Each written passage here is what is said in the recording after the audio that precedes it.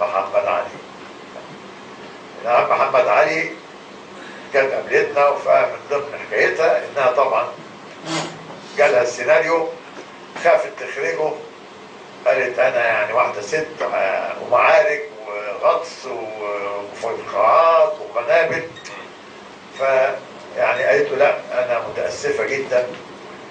فالحقيقه سعيد شيمي اللي هو كان متحمس اكتر مصور الفيلم قال لها طيب انا اعرف ناس من اللي هم نفذوا العمليه ديت فعلا، فايه رايك يا ست انعام نكلمهم نروح نقعد معاهم ندردش معاهم، وبعد كده بايه قولي تقدري تخرجيه ولا لا، لان احنا واثقين فيكي وواثقين من كفاءتك.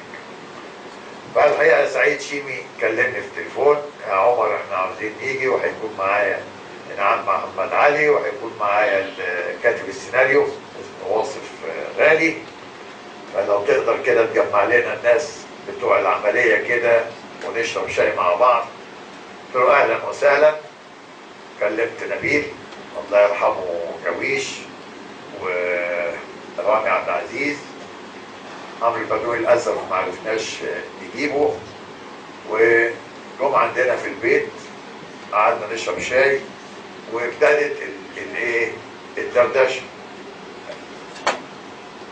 احنا طبعا بالنسبه لنا مفيش حد حاسس انه عمل حاجه زياده، احنا ما عملناش اكتر من واجبنا وشغلتنا، ضباط محترفين في القوات البحريه، انت شغلتك انك تحارب، فاحنا ما عملناش اكتر من بلد صرفت علينا وعلمتنا واحنا بنؤدي واجبنا يعني.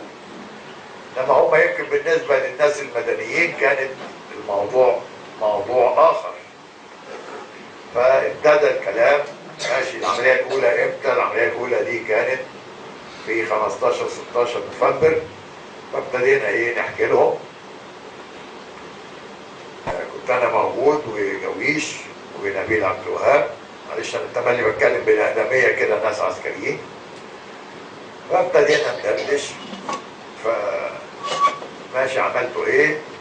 قلت له على حاجه، انا دخلت وقبل ما نوصل ب 500 متر زميلي حصل له مشكله كده في الجهاز او لقيته مش مظبوط، فانا خدت اللغم بتاعه ودخلت لوحدي وحطيت اللغمين في المركب اسمها هيدروما، وحصل ايه وفرقعت الحمد لله وغرقت. طبعا كل كلامنا عادي جدا بنعمل شغلنا. هي بقى طبعا طب دخلت لوحدك عملت مش عارف ايه يعني، ابتدت يعني إيه الناس دي بتعمل ايه؟ طب بقى استني بقى، انت ما شفتيش حاجه، دي حاجه بسيطه قوي. طيب المجموعه الثانيه وبرضه احنا بنتكلم عادي، ونبيل ابتدى يتكلم عادي جدا. فطلعنا تحت المركب، وبعدين احنا عشان تبقوا عارفين الضفادع البشريه بتبقى مكونه من فردين، ضابط وصف ضابط، نسميه البودي بتاعنا، بينه وبيننا في حبل بين الاثنين دول، ولازم يفضلوا مع بعض على طول ويختصوا مع بعض ويطلعوا مع بعض. فنبيل عبد الوهاب كان معاه رقيب اول فوزي البرقوقي. في حاجه اسمها تسمم الاكسجين، دي حاسه غص معروفه كل الناس الغطاسين عارفينها كويس قوي. تسمم الاكسجين ده ان انت بتغطس ببيور اكسجين تحت الميه، لو غطست على اعماق اكتر من 7 متر يبتدي يجي لك هذا المرض. هذا المرض قاتل، يعني تقعد 5 دقايق كده ليها اعراض دوخه، وبعد كده تبقى عاوز ترجع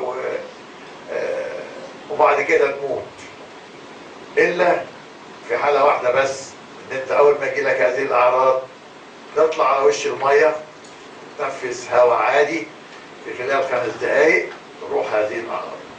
يعني مرض قاتل ولكن علاجه سهل جدا. فنبيل برضه بيحكي فوزي البرقوقي زميله، هما الاثنين دافوا، بس في واحد استعدادات، في واحد بيستحمل شويه واحد ما بيستحملش شويه.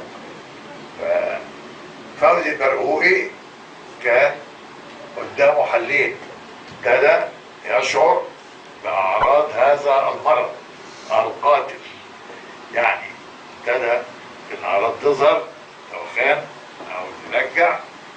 قدامه حلين، يا إما يطلع فوق المية وينجو بحياته وكلها هيتنفس هوا عادي خلاص راحت الأعراض، أو إن هو يكمل المهمة بتاعته ويحط اللغم بتاعه، وطبعا ممكن قوي ان هو يستشهد يموت. البطل فوزي البرقوقي اختار انهي حاجة؟ اختار التانية، يعلم ايه نتيجتها، ولكن حب الوطن والفداء كان اقوى ان هو ينجو بحياته. وحتى نبيل بيحكي ان هو يعني كان وصل لمرحلة خلاص يعني التركيز ومش قادر، وتمالك نفسه لغاية لما ركب اللغم بتاعه وربطه كويس قوي وفاضت روحه. هو ده البطل فوزي البرقوقي. طبعا نبيل بيحكي لك الكلام ده عادي جدا، لقينا الست ابتدت ايه؟ تعيط. ايه ده؟ ازاي مفيش حد قال للشعب المصري الكلام ده؟ ايه جنود الابطال دول؟ ايه الناس الفدائيين دول؟ ونبيل بقى بمنتهى البساطه كده، شايفين الراجل وديع وهادي. طب عملت ايه يا نبيل؟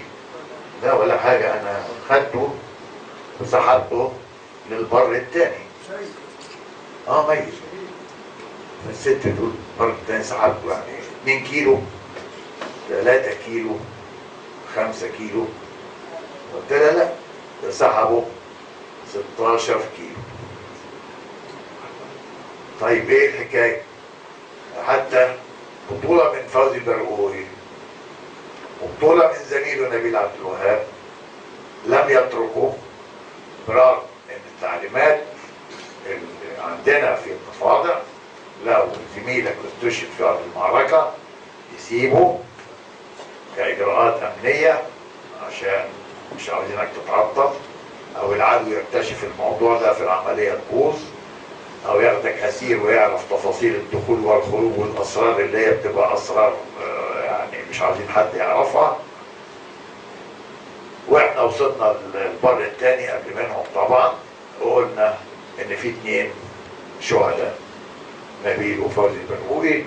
فين؟ يمكن الساعه 12 الظهر، احنا وصلنا من 6 الصبح.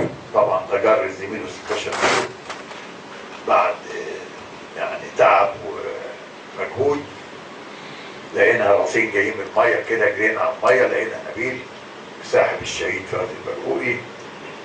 ويا نبيل انت ما سبتوش ليه زي التعليمات؟ فقال كلمه لا يمكن الواحد ينساها الحقيقه، قال انا ما حبيتش اسيبه ولو جثه عشان اليهود والاسرائيليين لا يتفخروا بانهم قبضوا على فدائي او ضفدع بشري في مصر.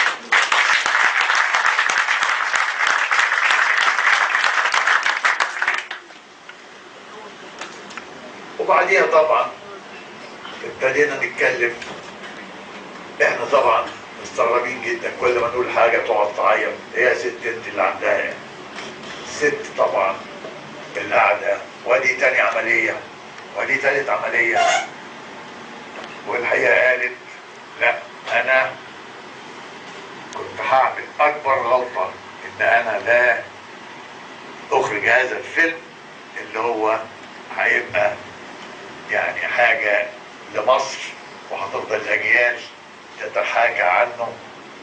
وفعلا توقعها موجود، ولغايه دلوقتي هذا الفيلم فيلم ناجح لانه صادق. كان كل واحد يشوف فيه صدق، وبين حاجه عمليه واحده من الاف العمليات. يعني يمكن احنا بس حظنا حلو ان القصه دي اتعمل لها فيلم، انما في الاف القصص من البطولات في ال- في الجيش وفي الطيران وفي الصاعقه وفي الجهات الاخرى، بس لم تسلط عليها الاضواء.